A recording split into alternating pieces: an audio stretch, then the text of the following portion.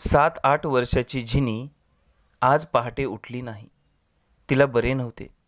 एरवी ती पहाटेच उठायची, गोळा केलेल्या काटक्या पेटवायची, मातीच्या वाडग्यात 3-4 कप पाणी ठेवायची आणि बकरीचे दूध काढायला जायची. अंगणात एक बचकट काटेरी झुडूप होते. त्याच्या बुंध्याला नारळाच्या दोरीने शेळी बांधलेली असायची नि तिच्या शेजारीच एक गोजिरवाणे पिलू असायचे. त्या पिलाला आई नव्हती. ही शेळी त्या पिलाला पाजायची, चाटायची, बरोबर चरायला न्यायची. तेही सारखे सारखे तिच्या पायापायात घुटमळायचे. त्याच्या आईनेही केले नसते एवढे प्रेम ती शेळी करायची त्या पिलावर. म्हणतात ना, माय मरो पण मावशी जगो. झिनीचा त्या पिलावर खूप जीव होता. ती त्याला खांद्यावर घ्यायची, मांडीवर झोपवायची.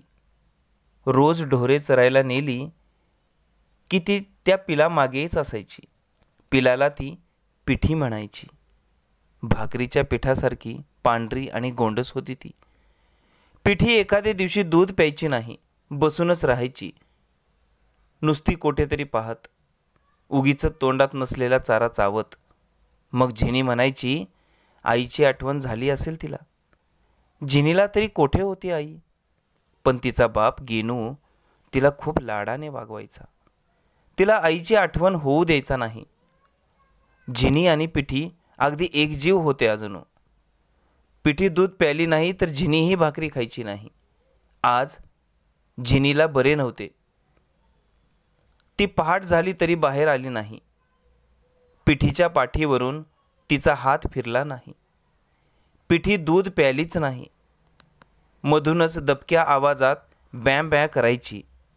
झिनीने मग पडल्या पडल्या झोपडीतूनच पिठीला आवाज दिला आणि पिठी उड्या मारीत झोपडीत आली.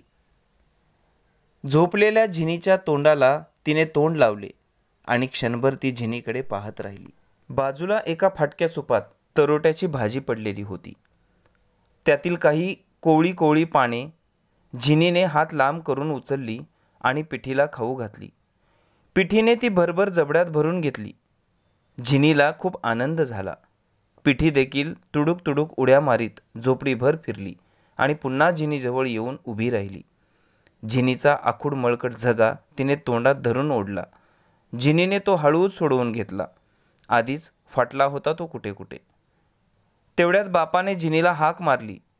झिनी उठली. बाहेर जाऊन मातीत गाडलेल्या रांजणातले पाणी तिने एका टिनपाटाने बाहेर काढले. चूळ भरली. तोंडावरून हात फिरवला. पिठी ते सगळे न्याहाळत होती. मध्येच झिनीच्या पायात जाऊन उभी राहत होती. आज झिनीच्या बापानेच ढोरे चरायला नेली. ती शेळी आणि पिठीही चरायला गेल्या. झिनी झोपडी बाहेरच उभी होती.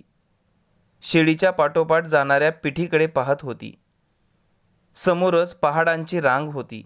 जांभळाची, चिंचेची आणि आंब्याची काही झाडे होती. बाकी सगळे सागवानी जंगल. जंगल होते मात्र खूप दाट. पहाडावर ढोरांच्या फिरण्याने कितीतरी पायवाटा पडलेल्या होत्या, वळत वळत जाणाऱ्या, कुठेतरी एकदम गडप होणाऱ्या. आज वारा नव्हता. कुठे कुठे ढग दिसत होते. झिनीचा बाप ढोरे घेऊन निघाला. मध्येच शिवराळ आवाज काढीत इकडे तिकडे भटकणाऱ्या ढोरांना तो रस्त्यावर हाकी.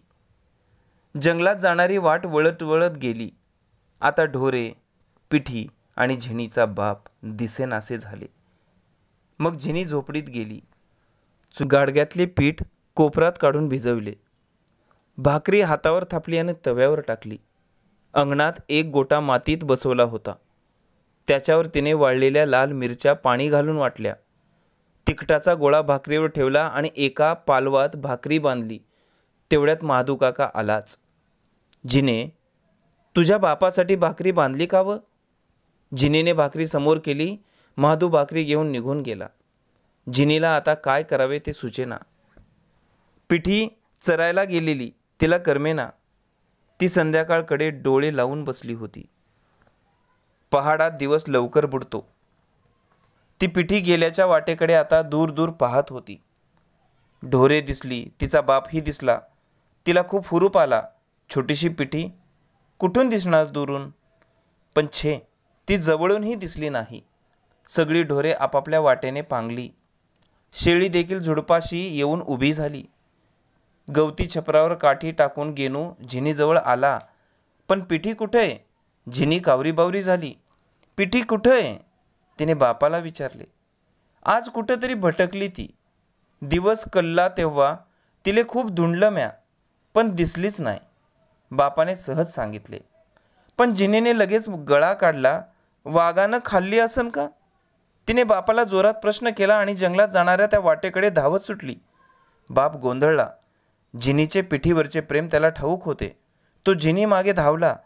इवल्याशा झिनीला पकडून त्याने कडेवर घेतले. आता अंधारात कशी दिसन पिठी? उद्या पहाटेच जाईन मी तिले शोधायला. झिनीने रडून रडून आकांत केला. बापाने खूप खूप समजावले, पण उपयोग झाला नाही. झिनी जेवली नाही. रडून रडून थकली आणि केव्हा तरी तिचा डोळा लागला.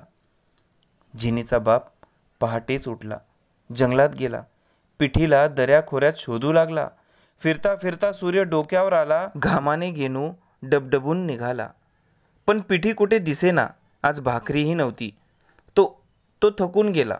एका दरीच्या उंच टोकावर मोहाच्या झाडाखाली टेकला आणि पुढे दरीत पाहतो तर काय, पिठी उभी होती एका दगडावर. झिनीच्या बापाला खूप आनंद झाला. तो धावत अर्धी दरी उतरला, पण एकदम थबकला. पिठी समोरच्या दाट झुडपाआड वाघीण उभी होती. ती पिठीकडेच पाहत होती. तिचे क्रूर डोळे पाहून झिनीचा बाप जागीच थिजला.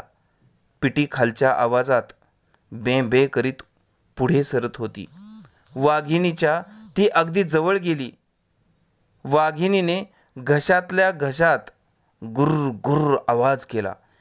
पिठीने आपले तोंड उंचावून वाघिणीच्या तोंडाला लावले आणि एकदा नव्हे तर दोनदा, तीनदा. मग वाघीण जरा जोरानेच गुरगुरली आणि झिनीच्या बापाने एकदम डोळे मिटले. संपले पिठीचे आयुष्य. डोळ्यापुढे झिनी दिसली. पिठीसाठी आक्रोश करणारी झिनी. पण इलाज नव्हता.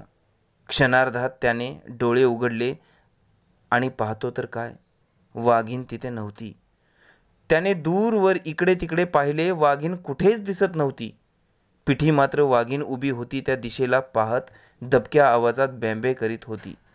झिनीचा बाप धावतच दरी उतरला. निरागस पिठीला त्याने एकदम कवेत घेतले. छातीशी घट्ट धरले. छातीशी झिनीच होती, जणू झिनीच होती.